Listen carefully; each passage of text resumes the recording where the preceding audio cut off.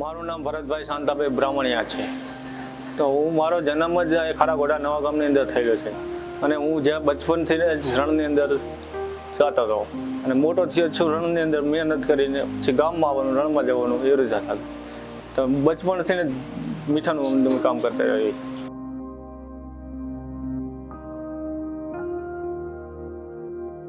ત્યારે લાગેલું કે ગુજરાતમાં સૌથી ખરાબ સ્થિતિમાં અગરિયાઓ જીવે છે અને એમના બાળકોની સ્થિતિ ગુજરાતના કોઈ પણ બાળકો કરતાં સૌથી વિશેષ જે છે તે મદદ માગે તે પ્રકારની છે. સૌથી ખરાબ સ્થિતિમાં એમના બાળકો કુપોષિત છે.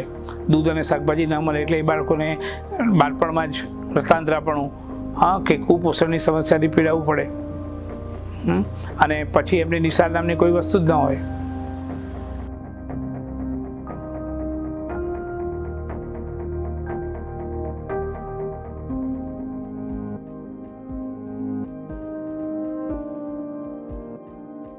એટલે મોટું અંધારું શિક્ષણમાં, કારણ કે એને યોગ્ય શિક્ષણ ક્વોલિટીવાળું ન મળે જોઈએ એવું, એટલે અગરિયાનો છોકરો અગરિયો જ રહે.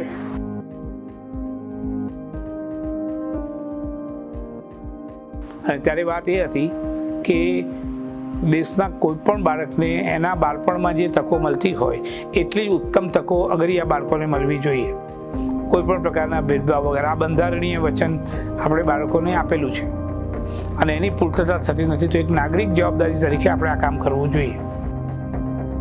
છોકરાઓ માટે તો અમે તો ભણ્યા જ નથી, બરોબર, આટલું ભણ્યા પણ અમારે મહેનત કરવી પડી. તો છોકરાઓને એ કેવું માગવું કે ભણો, ડિગ્રી મેળવો. અત્યારે ભણતર નકરું નથી કમાતું. ભણતરમાં 12 પાસ 10 પાસ વાળા હજુ નોકરી. અમારા ગામના ખારાગોડાના વ્યક્તિ 10 પાસ વાળા 12 પાસ વાળા બિચારા મીઠાની મજૂરી કરે. તો મારું કહેવાનું, છોકરા ભણે ને તો ડિગ્રી મળવી પડે.